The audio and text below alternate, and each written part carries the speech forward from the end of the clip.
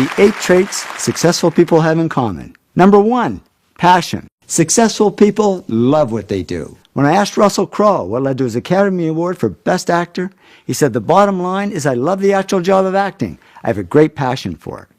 Successful people in all fields love what they do, whether it's astrophysicist Jamie Matthews, author J.K. Rowling, or athlete Michael Phelps. And not just big names. Margaret McMillan, a history professor, says, I spent my life doing what I love. Carlos, a bus driver I sit with at Starbucks, says, I love what I do. I've only missed 3 days in 4 years. And believe it or not, even successful dentists love what they do. Izzy Novak says, I love dentistry. I can't imagine being anything else. But what about business? Many of you are in business, and we tend to think that business is more about cold numbers than hot passion, more about logic than love. So what surprised me was how often successful business people actually use the words passion or love when they talk about their work. When Jack Welch was CEO of General Electric, he was asked if he liked his job. He said, no, I don't like this job. I love this job. We can have passion for a profession. Kathleen Lane, she's strategist at WorkCard, says, I found a profession I love. She also says, stress isn't working 15 hours at a job you like. Stress is working 15 minutes at a job you dislike. We can have a passion for people. Nez Howlett III, CEO of Smart Wireless, says, I used to be in sales, now I'm a CEO. I just love being around people. We can have passion for a product. James Dyson, the vacuum cleaner guy, says, I love vacuum cleaners, and I will love them until the day I die. Yep, when he dies, they're just going to cremate him and then suck up those ashes with a Dyson vacuum and place it on the shelf. We can have passion for a particular field.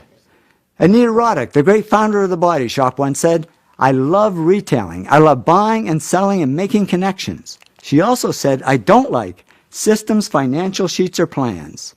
Yes, no matter how much we love what we do, there's always going to be stuff we don't love. The trick is to make sure the stuff you don't love only takes up 20% of your time, and the stuff you do love takes up 80%. If it's the other way around, we're in the wrong job. Passion is sometimes mistaken for ambition. People call Donald Trump ambitious, but he says, I'm not ambitious. I just love what I do. And if you love what you do a lot of stuff. And then people say, oh, you're ambitious. The cool thing about passion is it turns underachievers into superachievers. I have a long list of famous underachievers, like Albert Einstein, who people said would go nowhere when they were young. For instance, who said this? Besides me. I was sitting in my room being a depressed guy, trying to figure out what I was doing with my life. Turns out it was Bill Gates. Bill was such an underachiever, his parents actually sent him to counseling. Yeah, I can just hear the neighbors back then saying, geez, that Gates kid, what a loser. He's never going to go anywhere. And he didn't, until he discovered his passion for software. The big problem is finding your passion. Sure, there's a kid that knows they want to be an accountant or an architect or an astronaut from the time they're 10, but I found a much bigger group of successful people who, when they were young and even when they were older, didn't have a clue what their passion was, and it took them a long time to find it, or to fall into it. Don Lepore, Chief Information Officer at Charles Schwab, said to me, I fell into what I do, and I didn't know I loved it until I fell into it. And I hear that a lot. So how do people find their passion? Well, they just get out there and try a lot of stuff and explore many paths. Robert Munch explored many paths. He said to me, I studied to be a priest. That turned out to be a disaster. I tried working on a farm. They didn't like me. I worked on a boat. It sank. I tried a lot of things that didn't work, but I kept trying, and then I tried something that did work. And I'd say it worked. As a children's author, he sold over 40 million books. Yes, finding a job we love is like finding a person we love. Sometimes we just got to go on a lot of really bad dates before we find the right one. Now, I read a survey of 18 to 25-year-olds, and 81% said their first or second life goal was to get rich. And I thought, boy, they've got it all wrong, because I've interviewed many millionaires and billionaires, and guess how many of them said their life goal was to get rich? 0. They didn't do it for money, they did it for love. They went for the zing, not the ka-ching ka-ching. When Bill Gates and Paul Allen started Microsoft, they didn't do it for the money. Bill says Paul and I never thought we'd make much money. We just loved writing software. And with that attitude, he became the richest man in the world. J.K. Rowling didn't write Harry Potter books for the money. She said, I love writing these books. I just wanted to make enough money to continue to write. And with that attitude, she became a billionaire.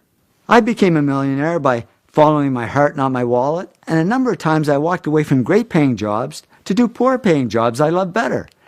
Once is when I had a great job traveling the world, making a lot of money, but I wasn't doing the one thing I loved at the time, which is photography.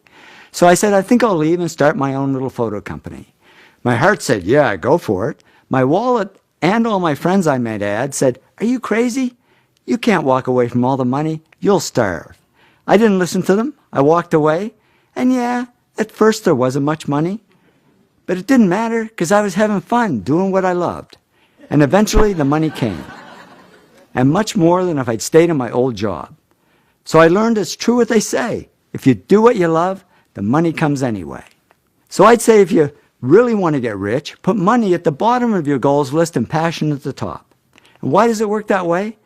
Because if you love what you do, you'll automatically do the other 7 things that lead to success and wealth. You will work hard. You will push yourself. You will persist. And what if you're in a job you don't love? Well, just follow your passion on the side. Remember, Albert Einstein was a patent clerk. That was his job, but his passion was physics.